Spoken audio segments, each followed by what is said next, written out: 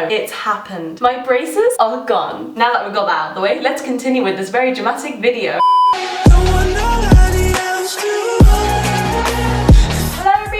Today I'm going to be talking to you guys about when I was in a plane accident. I know, this is such a happy topic. Well, I'm alive, aren't I? I'm here right now on my chair in my basement bedroom talking to a camera.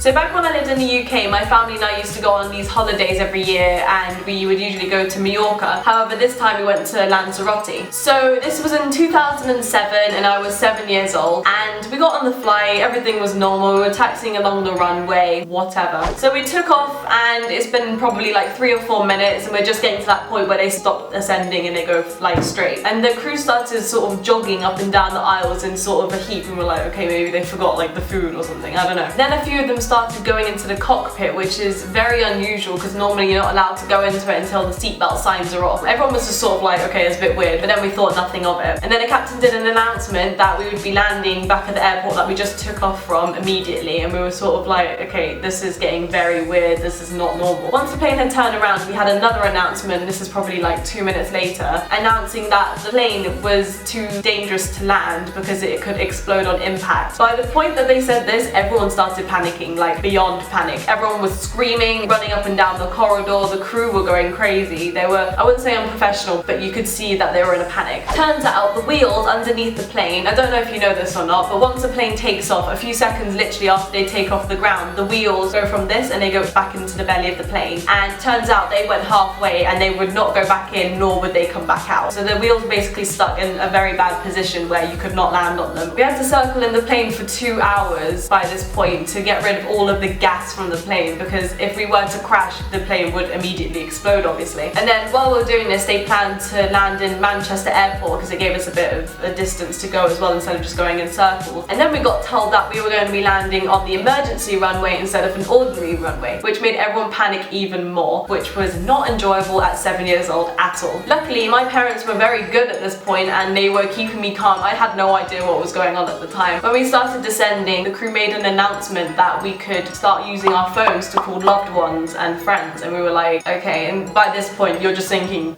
that's it, we're done. Of course, because you know, once they say you can use your phones on a plane, you know it's really serious. Some people made calls, my family and I didn't. We were just trying to enjoy each other's company as much as we could in that moment, I guess. It got to the point where they had to say to stop using the phones because we needed all the power of the plane, and apparently it would affect the plane signal to the airport and all this kind of stuff. But then everyone stopped using their phones and we had to start bracing. This part freaked me out. I actually remember this. It was not nice. The crew were just yelling, brace, brace, brace, and they just kept saying it over and over and over, and it was just not nice. On the way down, we looked out the windows, you know, as you do to see the emergency runway, because who gets to look at an emergency runway? And there were ambulances and fire engines and police cars, and basically all the emergency services were there just looking at us like in shock, really. In the heat of the moment, bracing is like the last thing you want to be doing. I was hugging my mum and my dad and my grandparents who were sitting behind us. We were all just hugging and giving each other kisses, saying I love you and we're gonna be fine, and you know, the usual stuff that you'd really see in movies. I actually forgot to mention this before, but the wheels obviously were stuck. Every plane has a manual system to everything, so you can manually roll them back up or roll them back out if you needed to, and that was failing as well as the automatic system, which is why of course we were planning to land on the belly of the plane with no fuel in the plane, hoping for the best, really. This is the ground, this is the plane. You know when you just see the runway and you just start hovering over it and you have at least 30 seconds until you hit the floor. At that point, someone, some amazing person, manually rolled the wheels out to the correct point so we could land on the wheels. So we were all bracing for the belly of the plane, having no idea what was going on. It turns out the wheels were out the whole time. We thought we were going to land on the belly of the plane and explode. Thank the Lord that that person was there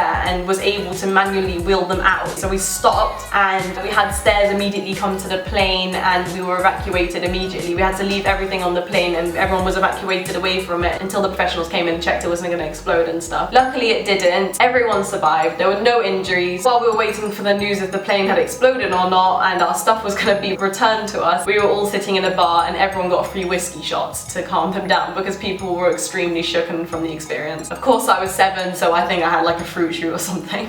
So this is the end. So this is another story time video with me, myself and I, to know a little bit more about me, myself and I. So I hope you guys enjoyed this video. If you want to see more dramatic story time videos, let me know in the comment section below. Yes, down there, that's right. And I will see you guys in the next video. So yeah, bye bye! and I was, okay, Jesus. And, okay, I'm gonna do this again. Yeah. No, wait, this part is not good. Delete this, Chloe. But that we would have died, but you know, shut up.